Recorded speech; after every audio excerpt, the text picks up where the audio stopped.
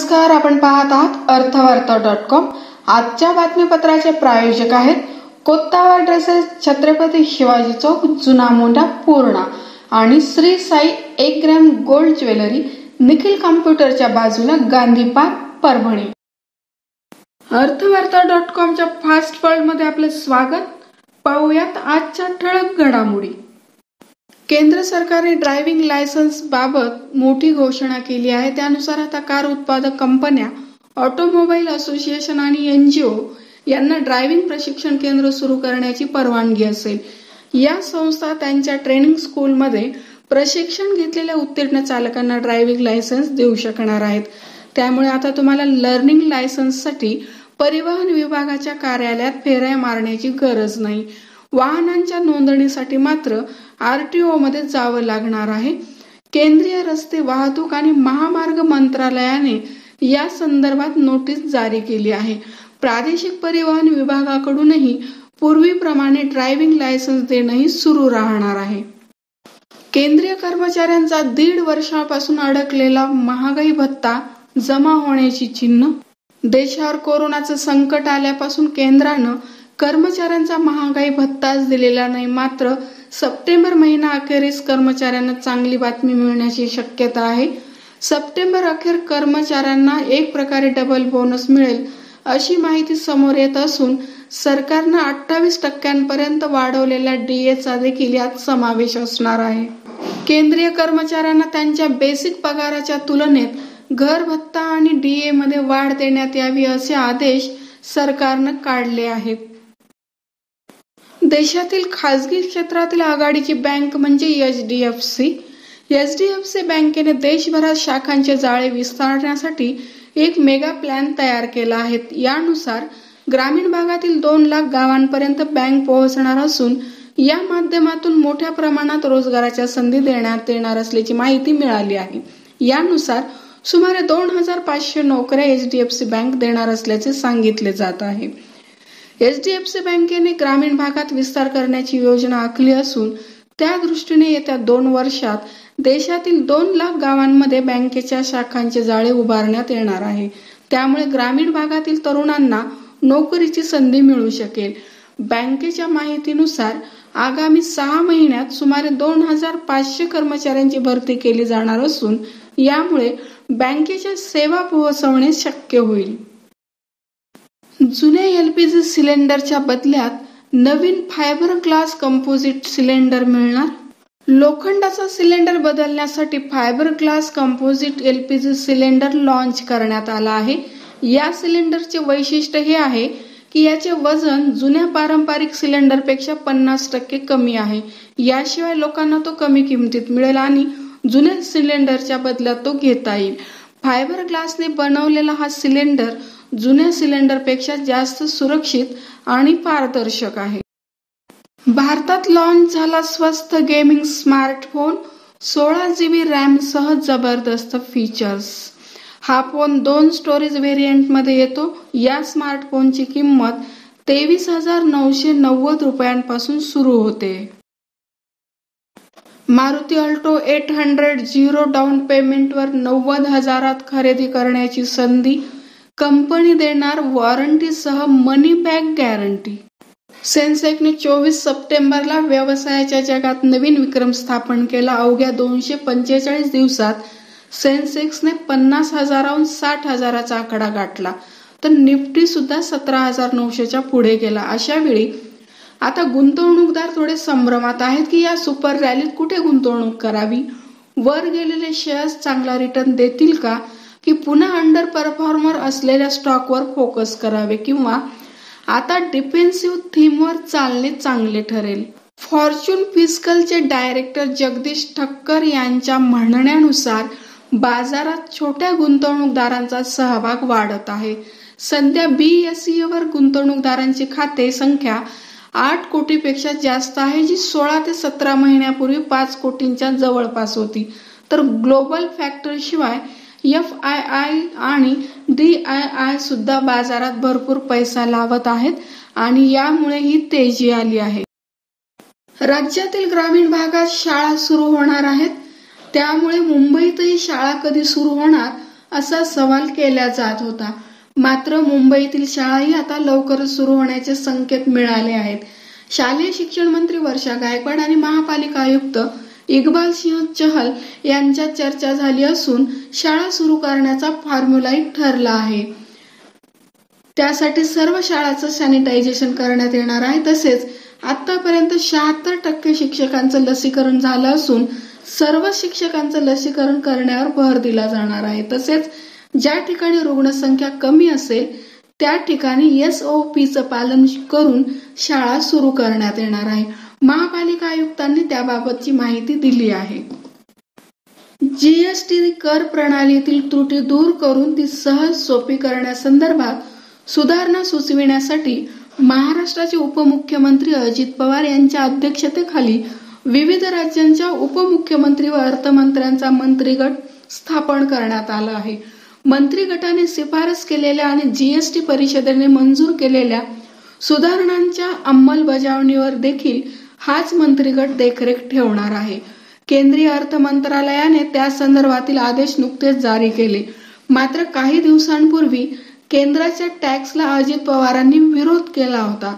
राज्य सरकारचा टॅक्स लावण्याचा अधिकार कमी करण्याबद्दल एखादी गोष्ट GST कौन्सिलमध्ये आली तर तिथे मात्र स्पष्ट भूमिका मांडू असे विधान उपमुख्यमंत्री अजित पवार यांनी केले होते. श्री साई बेंटेक्स ज्वेलरी दालन असं की मोहात पडावं, दागिने असे की प्रेमात पडावं, परभणी जिल्ह्यातील सर्व ग्राहकांच्या पसंतीस उतरलेले एकमेव Bentex 1 gram gold plating jewellery व होलसेल बेंटेक्स ज्वेलरीचे भव्य दालन. ज्वेलरी घ्यायची असेल तर फक्त Shri Sai Bentex jewellery, Nathrao sir Deshpande complex, दुकान number 2, Bhaji market road, Gandhi park, Parbhani.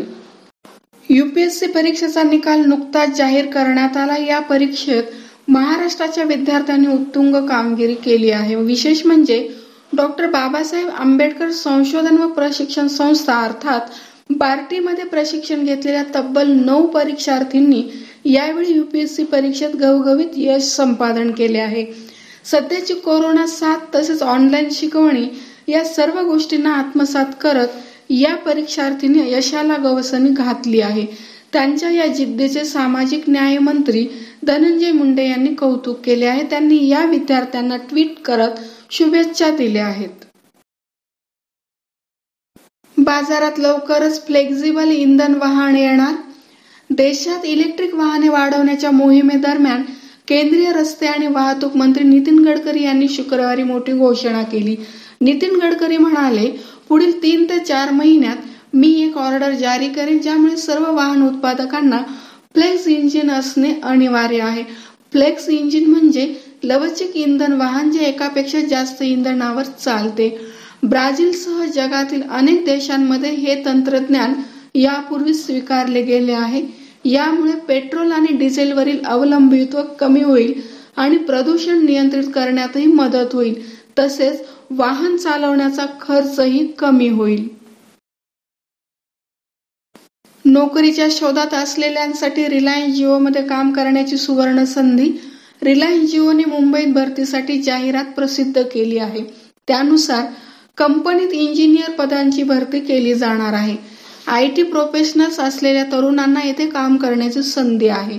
IT आणि टेलिकॉम विभागातील भरतीसाठी रिलायन्स जिओकडून अर्ज मागविण्यात येत आहेत. या पदासाठी लागणारी शैक्षणिक अर्हता, वयोमर्यादा, अनुभव तपशील यांची सविस्तर माहिती नोटिफिकेशनमध्ये देण्यात आली आहे. IT आणि टेलिकॉम क्षेत्रात शिक्षण घेतलेल्या तरुणांना यासाठी ऑनलाईन अर्ज करता येणार आहेत. रिलायन्स जिओच्या मुंबईतील कार्यालयात ही पदे रिक्त आहेत. यासाठी इच्छुक आणि पात्र उमेदवार अधिकृत वेबसाईटवर जाऊन ऑनलाईन अर्ज करू शकतात. आता घराच्या रिपेअरिंगसाठीही मिळणार कर्ज. गृहनूतनीकरणासाठी कर्ज घेता येईल. यावर टॅक्समध्ये देखील सूट देण्यात आली आहे. यासाठी बँक ग्राहकांना विशेष कर्ज देणार आहे. या कर्जामुळे ग्राहकांना बऱ्याच गोष्टी घरासाठी करता येतील. प्राप्तिकर विभागाच्या नियमानुसार या रकमेचा उपयोग घर रंगविण्यासाठी, नवीन मजला, खोली आणि बाल्कनी तयार करण्यासाठी केला जाऊ शकतो. तसेच बाथरूम आणि स्वयंपाकघरात फरशा बसविण्यासाठी कर्ज उपलब्ध आहे. मुकेश अंबानीच्या रिलायन्सची कमाल बाजार मूल्य 17 लाख कोटींच्या पार. रिलायन्सने काही दिवसांपूर्वी 16 लाख कोटींचा आकडा पार केला होता. बॉम्बे स्टॉक एक्सचेंजवर सोमवारी रिलायन्सचे समभाग 2523.90 रुपयांवर पोहोचले. रिलायन्स इंडस्ट्रीज लिमिटेडच्या शेअरमध्ये जबरदस्त वाढ झाली आहे. यामुळे सोमवारी दुपारी 2:30च्या सुमारास कंपनीचे शेअर 1.63% वाढून 2523.20 रुपयांवर गेले. यामुळे कंपनीचे बाजार मूल्य देखील कमालीचे वाढत 17 लाख कोटी रुपयापार गेले. असे करणारी रिलायन्स देशातील पहिली कंपनी आहे. आंतरराष्ट्रीय स्तरावर नैसर्गिक गॅस आणि कच्च्या तेलाचे दर वाढल्याने रिलायन्सच्या फायद्यात मोठी वाढ होण्याची शक्यता आहे. सेन्सेक्स आणि निफ्टीच्या वाढीमध्ये रिलायन्सचा मोठा हात असल्याचे सांगितले जात आहे. यंदाच्या पहिल्या 9 महिन्यांमध्ये रिलायन्सच्या शेअरने गुंतवणूकदारांना 25% रिटर्न दिला आहे. महाराष्ट्राच्या सीमेवर दुसऱ्या चक्रीवादळाची शक्यता वर्तविली जात आहे. राज्यात पुढील 48 तासात गुलाब चक्रीवादळाच्या राहिलेल्या कमी दाबाच्या क्षेत्राचा प्रभाव दिसणार आहे. तसेच येत्या 24 तासात मराठवाडा, मध्य महाराष्ट्र, कोकणात मुसळधार ते अतिमुसळधार आणि अतिवृष्टीची शक्यता हवामान विभागाने वर्तविली आहे. बंगालच्या उपसागरात निर्माण झालेले गुलाब चक्रीवादळ निवळले असून त्याचे कमी दाबाच्या क्षेत्रात रूपांतर झाले आहे. त्यामुळे महाराष्ट्राच्या विविध भागात मुसळधार ते अतिवृष्टीचा धोका निर्माण झाला आहे. सोमवारी चक्रीवादळ निवळले आणि त्याचे रूपांतर आता तीव्र कमी दाबाच्या क्षेत्रात झाले आहे. गुलाब चक्रीवादळ रविवारी आंध्र प्रदेश आणि ओडिशाच्या किनारपट्टीवर धडकले होते. त्यानंतर चक्रीवादळाची तीव्रता कमी झाली. मात्र या काळात किनारपट्टीच्या भागाला त्याने तडाखा दिला. सध्या हे क्षेत्र छत्तीसगड आणि ओडिसाच्या दक्षिणेला आहे. पुढील 3-4 तासात धुळे, पालघर, ठाणे, मुंबई, रायगड, नाशिक, अहमदनगर, पुणे आणि सातारा जिल्ह्यात काही ठिकाणी मध्यम ते मुसळधार पाऊस पडण्याची शक्यता आहे. काही भागात वादळी वाऱ्यासह पावसाची शक्यता आहे, अशी माहिती हवामान विभागाने दिली आहे. 30 सप्टेंबरला हे कमी दाबाचे क्षेत्र अरबी समुद्रात प्रवेश करणार असून अरबी समुद्रात त्याची तीव्रता पुन्हा वाढून नवे चक्रीवादळ तयार होण्याचा अंदाज आहे. अरबी समुद्रात नवे चक्रीवादळ तयार झाल्यास त्याचे नाव शाहीन असणार आहे. मागील आठवड्यात नव्या उच्चांकी शिखराला गवसणी घालणाऱ्या सेन्सेक्स आणि निफ्टीला आज मंगळवारी नफा वसुलीचा जोरदार तडाखा बसला आहे. चौफेर विक्रीमुळे सेन्सेक्समध्ये 750 अंकाची तर निफ्टीत 200 अंकाची घसरण झाली आहे. तेजीच्या लाटेने वधारलेल्या शेअरमध्ये जोरदार विक्री झाल्याने सेन्सेक्स आणि निफ्टीला झळ बसली आहे. आज मंगळवारी मुंबई शेअर बाजाराचा सेन्सेक्स 1000 अंकांनी कोसळला तर राष्ट्रीय शेअर बाजाराचा निफ्टी 250 अंकांनी आपटला. या पडझडीने गुंतवणूकदारांना जवळपास 2 लाख कोटींचा फटका बसला आहे. नोकरीच्या शोधात असणाऱ्या तरुणांसाठी TCS कडून फ्री कोर्सची ऑफर. देशातील सर्वात मोठी IT company TCS Tata consultancy सर्व्हिसेसने तरुण व्यावसायिकांसाठी एक विनामूल्य ऑनलाईन अभ्यासक्रम जाहीर केला आहे. हा 15 दिवसांचा कोर्स नोकरी शोधणाऱ्यांना communication, collaboration, business etiquette, financial and digital literacy यासारख्या त्यांच्या मुख्य रोजगार क्षमतेच्या कौशल्यांमध्ये सुधारणा करण्यास मदत करेल, ज्यामुळे नोकरीच्या शोधात असलेल्या लोकांना याचा फायदा होईल. 30,000 रुपयांची लाच घेताना तलाठी ACBच्या जाळ्यात. मृत्यूपत्र व हक्कसोड पत्राची 7/12 नोंद करून घेण्यासाठी 30,000 रुपयांची लाच घेणाऱ्या चरोली येथील तलाट्यास लाचलुचपत प्रतिबंधक विभागाच्या पथकाने ताब्यात घेतली. ही कारवाई सोमवारी करण्यात आली. मारुती अंकुश पवार असे ACBने ताब्यात घेतलेल्या तलाट्याचे नाव आहे. तक्रारदार यांनी मृत्यूपत्र व हक्क सोडपत्रे तयार केली होती. संबंधित कागदपत्रांची 7/12 नोंद घ्यावी यासाठी तक्रारदाराने चरोलीचे तलाठी मारुती पवार यांच्याकडे अर्ज सादर केला होता. मात्र संबंधित काम करण्यासाठी तलाठी पवार याने तक्रारदाराकडे 50,000 रुपयांची लाच मागितली. तडजोडी अंती 30,000 रुपये देण्याचे ठरले. दरम्यान तक्रारदाराने या प्रकरणी एसीबीकडे तक्रार केली. त्यानुसार त्यांनी संबंधित प्रकरणाची पडताळणी केली. त्यानंतर सोमवारी चरोली येथे तक्रारदाराकडून पवार हा 30,000 रुपयांची लाच घेताना एसीबीच्या पथकाने त्यास ताब्यात घेतले. शेतकऱ्यांना 5 लाख रुपयापर्यंतचे बिनव्याजी पीक कर्ज देण्याचा महत्त्वपूर्ण निर्णय कोल्हापूर जिल्हा मध्यवर्ती बँकेने घेतला. बँकेचे अध्यक्ष हसन मुश्रीफ यांनी बँकेच्या 83व्या वार्षिक सभेत ही घोषणा केली. शेतकरी सभासदांना 0% दराने कर्ज पुरवठा करणारी केडीसीसी ही पहिली बँक असल्याचा दावा मुश्रीफ यांनी केला. चालू आर्थिक वर्षात 9,000 कोटी रुपयांच्या ठेवी आणि 175 कोटी रुपयांचा नफा हे उद्दिष्ट ठेवले असल्याचं मुश्रीफ यांनी सांगितलं. कोल्हापूर जिल्ह्यातील 2.5 लाखाहून अधिक शेतकऱ्यांनी 0% व्याजदराने पीक कर्ज द्यावे म्हणून मागणी केली होती. त्यांच्या या मागणीनुसार 3 लाखाची कर्ज मर्यादा 5 लाख करण्याचा निर्णय जिल्हा बँकेच्या वार्षिक सभेत करण्यात आला. बँकेचे अध्यक्ष मुश्रीफ यांनी वार्षिक सभेत अधिकृत घोषणा केली. जनशताब्दी आता हिंगोलीपासून सुरू होणार. मराठवाड्यातील लोकांना मुंबईपर्यंत भरधाव वेगाने पोहोचवणारी जनशताब्दी एक्सप्रेस आता जालन्याऐवजी हिंगोली ती मुंबई अशी धावणार आहे. यामागे रेल्वे प्रशासनाला जास्त आर्थिक लाभ होईल असा उद्देश आहे. औरंगाबाद ते मुंबई प्रवास करण्यासाठी सर्वात कमी वेळ घेणारी ही रेल्वे असल्यामुळे जनशताब्दीला जास्तीत जास्त प्रवाशांचा प्रतिसाद होता. मात्र ही रेल्वे हिंगोलीपासून सुरू करण्याची मागणीही गेल्या काही दिवसांपासून केली जात होती. आता या मागणीची पूर्तता येत्या काही दिवसात होण्याची शक्यता आहे. जनशताब्दी हिंगोलीपासून सुरू झाली तरी परभणीला वगळण्यात येणार आहे. थेट जालन्याच्या स्टेशनला जाऊन थांबणार आहे.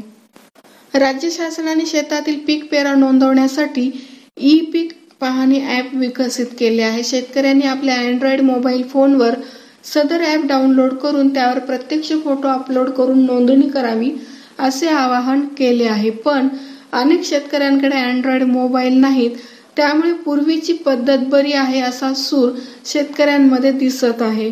आतापर्यंत 7/12 वर ही नोंदणी तलाठी करत असत.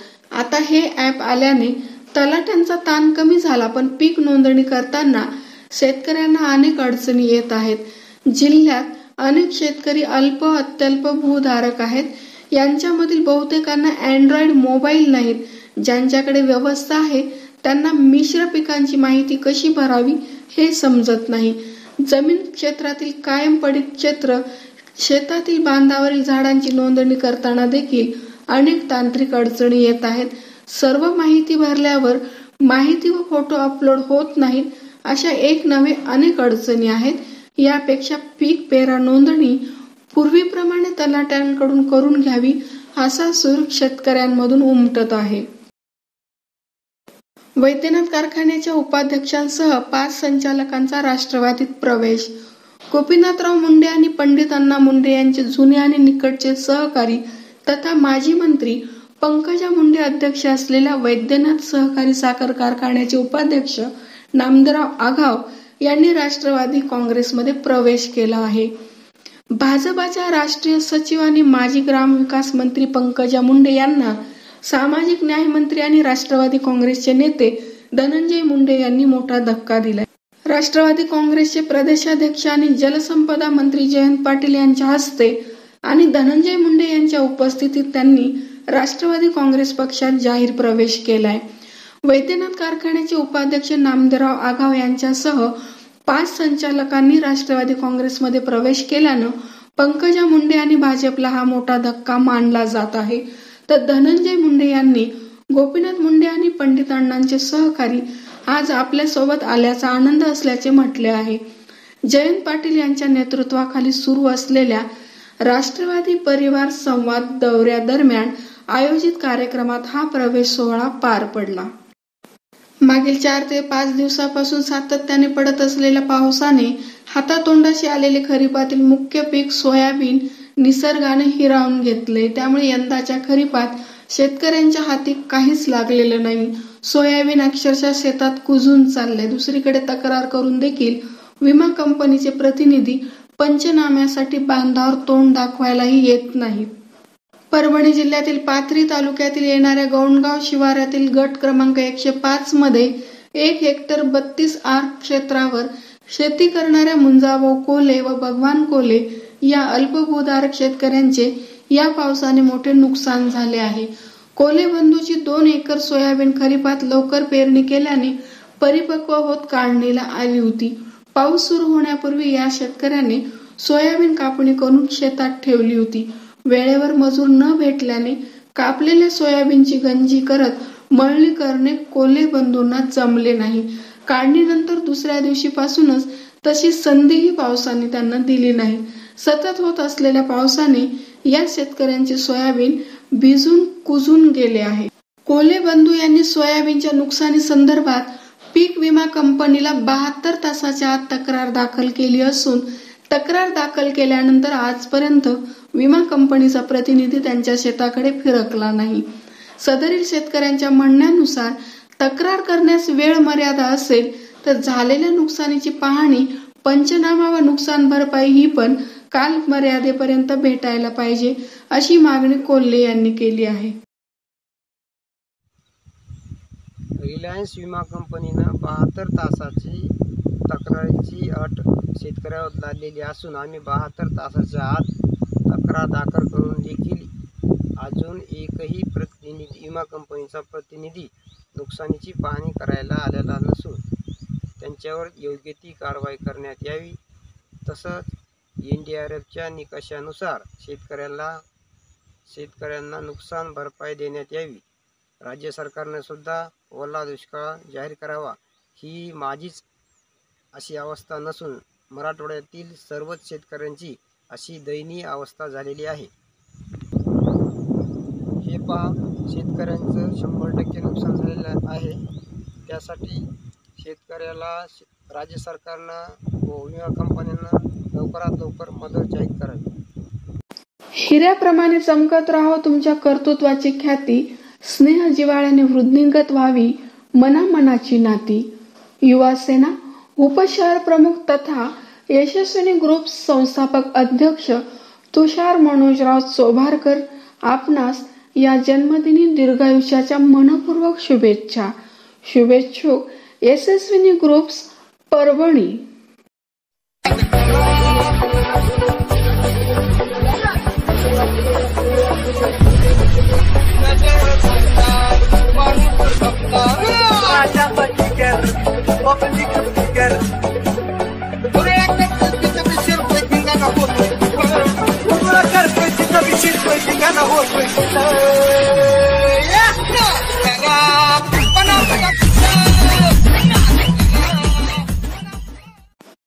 पूर्णा माटेगाव थुना नदी पात्राला पूर पाण्याची मोठ्या प्रमाणात आवक सुरू झाली असून पाणी पातळीत मोठी वाढ झाली आहे. शहरालगत असलेल्या कोल्हापुरी बंधारा व शिवमंदिर पाण्याखाली बुडाले आहेत. पूर्णा नदीतील पाण्याचा कंठेश्वर येथे गोदावरी नदी पात्रात विसर्ग होत असून प्रशासनाकडून नदी काठच्या गावांना सतर्कतेचा इशारा देण्यात आला आहे.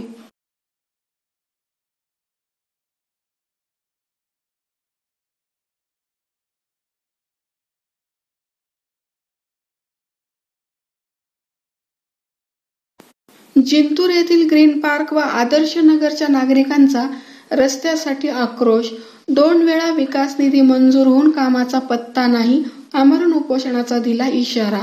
शहराबाहेर असणाऱ्या आदर्शनगर व ग्रीन पार्क भाग 1 व भाग 2 च्या नागरिकांनी नगर परिषदेच्या विरोधात स्थानिक तहसील प्रशासनास व नगर परिषदेस निवेदन देत आपल्या विविध प्रलंबित मागण्यांसाठी आक्रोश व्यक्त करत पालिका प्रशासनावर नाराजी व्यक्त केली. निवेदनावर सुदाम चव्हाण, लक्ष्मण पांचाळ, व्ही कुंभकर्ण, संजय गीते, ज्ञानदेव ठाकरे, संजय काकडे, करण धोत्रे, रमेश धोत्रे, दामोदर बुधवंत, संजय पवार, अशोक शेळके, जयस्वाल, बाळू धानोरकर, लखन राठोड यांच्यासह 50 ते 60 नागरिकांच्या स्वाक्षऱ्या आहेत.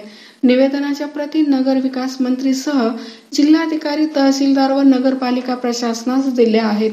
रस्त्याचे काम तात्काळ न झाल्यास येत्या 4 ऑक्टोबर पासून नगरपालिकेपुढे आंदोलन करण्याचा इशारा स्थानिक रहिवासी नागरिकांनी मध्ये जे रस्ता असा सगळा पूर्ण चिखल झालेला आहे. Green park 1, green park 2, Adarsh Nagar, Dnyaneshwari road Dnyaneshwar road ते औंढा फाट्यापर्यंत आणि हे अंतर्गत जे रोड आहेत पूर्ण ते बाहेर जाता येत नाही, असं निघता सुद्धा येत नाही, इतका चिखल झालेला आहे. त्याच्याबद्दल आम्ही हे सगळे लोक एकत्र होऊन आम्ही एक निवेदन द्यालो आणि 4 तारखेचं आमचं उपोषणचं नोटीस राहील. मागच्या 15-16 वर्षापासूनचा रहिवासी आहे आणि 15-16 वर्षापासून आतापर्यंत नगरपालिकेला अनेक वेळा निवेदनं दिलेली आहेत, अनेक वेळा विनंती करण्यात आलेली, पण आतापर्यंत आमच्या हातावर फक्त आश्वासनाशिवाय दुसरं काहीही देण्यात आलेलं नाही. कोणीही आमच्या ग्रीन पार्कमध्ये येऊन बघावं. जर आमच्या ग्रीन पार्कमध्ये एखादी मौत झालेली असेल तर त्या मयताला नेण्यासाठी सुद्धा रस्त्याची व्यवस्था नाहीये आणि म्हणून सर्वांनी याकडे लक्ष देणं जरुरी आहे. त्याकरता आजचं हे निवेदन आम्ही देत आहोत आणि यानंतर 4 तारखेला आमरण उपोषणाचा इशाराही सुद्धा देत आहोत. नगरपालिकेने याची गंभीर दखल घेतली पाहिजे, एवढंच मला या प्रसंगी सांगायचं. परिसरातील नद्यांसह छोटे मोठे ओढे दुथडी भरून वाहत आहेत. दिग्रस बंधाऱ्यात माजलगाव धरणातील पाणी तसेच परिसरातील ओढ्यांचे पाणी गोदावरीत दाखल झाल्याने दिग्रस बंधाऱ्याचे दरवाजे उघडले असून पाण्याचा विसर्ग मोठ्या प्रमाणात विष्णुपुरी प्रकल्पात होत आहे. सद्यस्थितीत सोयाबीन, कापूस, तूर व फळबागांचे मोठ्या प्रमाणावर नुकसान झाले असून काढणीला आलेले सोयाबीन जोरदार पावसाने नासून जात आहे, तर बऱ्याच शेंगांना अंकुर फुटून प्रचंड आर्थिक नुकसान झाले आहे. सोबतच शेतकऱ्याचे नगदी पीक असलेल्या कापसाला चांगल्या प्रकारे बोंड लगडलेली होती, परंतु सततच्या जोरदार पावसाने अतोनात नुकसान झाले. लिमला महसूल मंडळातील मुंबर, गोळेगाव, धानोरा काळे, बाणेगाव, कळगाव, ताडकळस, देऊळगाव, देवटणा येथील शेतकरी हवालदिल झाले असून 7 सप्टेंबर रोजी झालेल्या अतिवृष्टीची प्रशासनाने नुकसानीची पाहणी केली होती, परंतु 2 वेळेस अतिवृष्टी होऊनही आणखीन प्रशासनाकडून पंचनामे झाले नाहीत की आर्थिक मदत मिळाली नाही. शेतकऱ्यांचा अंत न पाहता तात्काळ सरसकट पंचनामे करून नुकसान भरपाई द्यावी, तसेच पीक विमा नुकसान भरपाई कोणत्याही अटीविना 100% लागू करावा अशी मागणी शेतकऱ्यातून होत आहे. अन्यथा तीव्र आंदोलन करण्यात येईल असे देखील शेतकऱ्यांकडून बोलले जात आहे.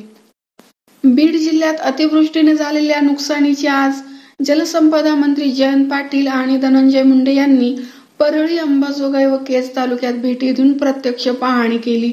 मांजरा प्रकल्पाचे जवळपास पूर्ण दरवाजे उघडल्याने नदीला पूर आला आहे, त्यामुळे अनेक गावांना धोका निर्माण झाला आहे. अंबाजोगाई व केज तालुक्यात मांजरा नदीला आलेल्या पुरात देवळा येथील 54, आपेगाव येथील 19 व पाटोदा येथील 5 जण अडकले होते. रात्रीतून NDRF सह अन्य यंत्रणांना पाचारण करून बचाव कार्य वेगाने हाती घेत त्यांना सुखरूप बाहेर काढले. अडकलेल्या उर्वरित 11 नागरिकांशी संपर्क साधून त्यांच्या सुरक्षेची विचारपूस केली, तसेच घटनास्थळी जाऊन प्रत्यक्ष परिस्थिती व सुरक्षा उपाययोजनांची पाहणी केली. या पावसाचा मांजरा नदीकाठच्या बहुतांश गावांना मोठा फटका बसून प्रचंड नुकसान व पशुहानी देखील झाली आहे. Geeta colour lab and digital photo studio, दुकान number 40, stadium market, Parbhani. Ghansawangi तालुक्यातील मौजे बोंदलापुरीचे भूमिपुत्र हरिभक्त परायण ताजुद्दीन महाराज शेख यांचे नंदुरबार जिल्ह्यात कीर्तन सुरू असताना निधन झाले. त्यांनी शेवटच्या श्वासापर्यंत हरिकीर्तनातून सर्व धर्मियांना ऐक्याचा संदेश दिला. त्यांच्या या निधनाने वारकरी संप्रदायाचे मोठे नुकसान झाले. Shri Siddheshwar travels booking centre, Zirophata, जिल्हा परभणी. लग्न समारंभ, शैक्षणिक सहल इत्यादी टूर्ससाठी बसेस किरायाने मिळतील. संपर्क 9970414235 किंवा 8550928405 किंवा 7066316020.